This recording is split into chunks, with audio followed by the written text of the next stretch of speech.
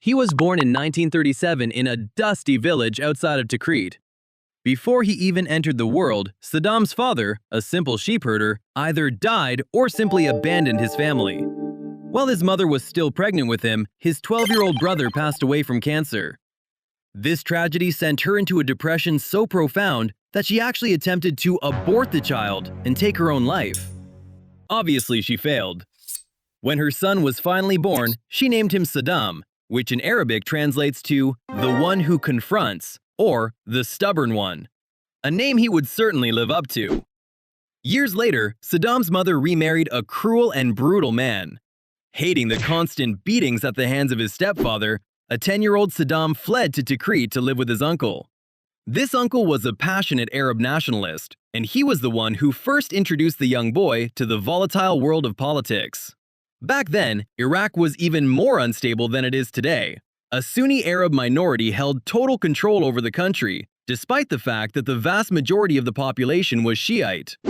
The nation had also recently transitioned from a monarchy to a republic, leaving a power vacuum that many different groups were desperate to fill. At age 20, after finally finishing primary school and being rejected by the military, Saddam joined the Arab Socialist Ba'ath Party. It was the most radical nationalist party in the country and had essentially become an underground revolutionary force. By the time he was 22, Saddam was handpicked for the Ba'ath Party's elite assassination squad. Their mission?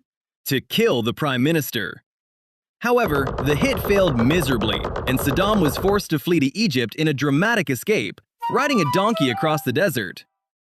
3 years later, the Ba'ath Party successfully overthrew the government, and Saddam returned from exile. But the victory was short-lived. In just 9 months, the party was toppled and Saddam was thrown into a cell. He spent 18 months in prison, where he was reportedly tortured before he managed to escape. A few years later, the Ba'ath Party seized power once again. Since the new president happened to be a distant relative, Saddam was appointed vice president. He quickly proved to be a ruthless, yet effective politician. He purified the government of any dissent through a systematic campaign of imprisonment, torture, and execution. He settled for nothing less than total obedience. In 1979, Saddam finally persuaded the president to retire, officially becoming the 5th president of Iraq at age 42. To ensure a smooth transition of power, he immediately ordered the public execution of dozens of top-ranking officers.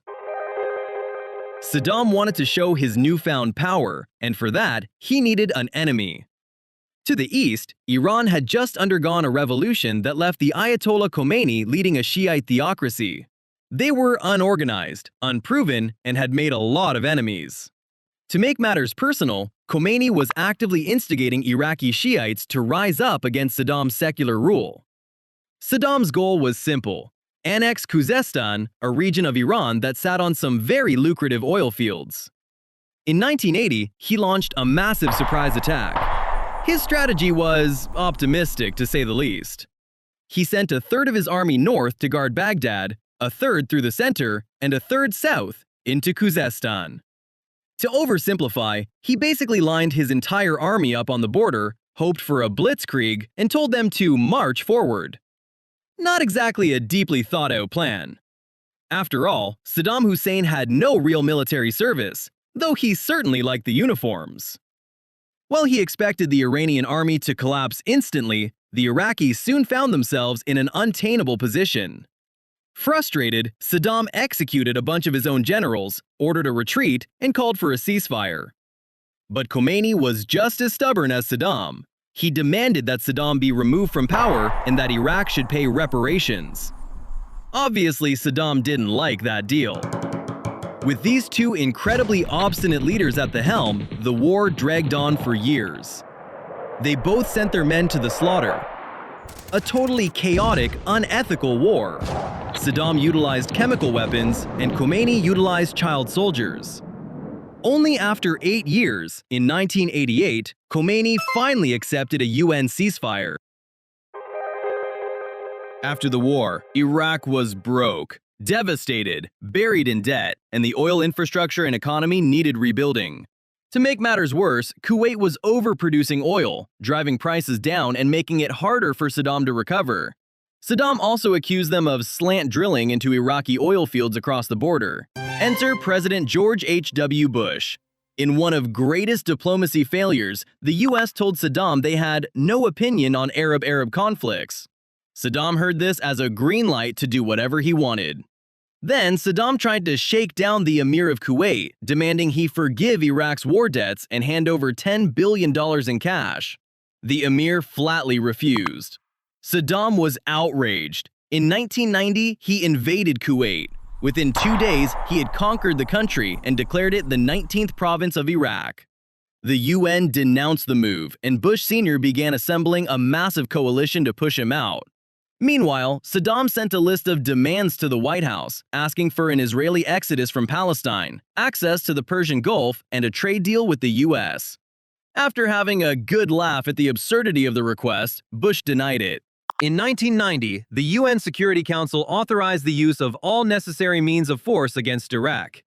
And in 1991, United States and its allies started Operation Desert Storm, followed by Operation Desert Sabre.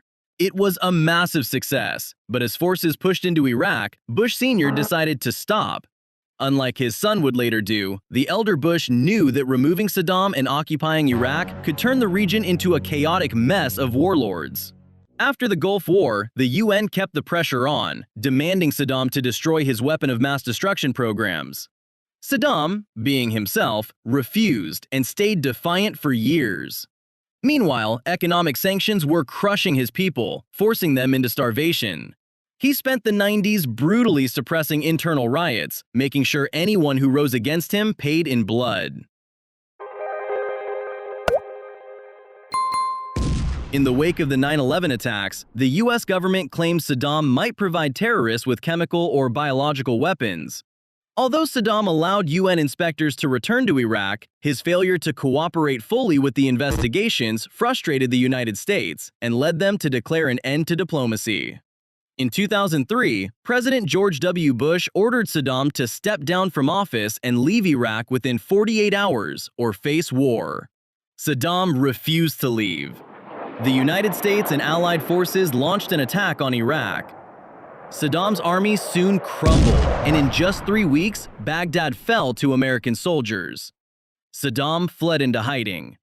After 9 months, Saddam was finally captured. The once great leader was pulled, disheveled and dirty, from a small underground hiding place near a farmhouse near Tikrit. Saddam was tried by the Iraqi High Tribunal. He was found guilty of crimes against humanity, including killing and torture, and was sentenced to death. In 2006, 69 years old Saddam Hussein was executed by hanging.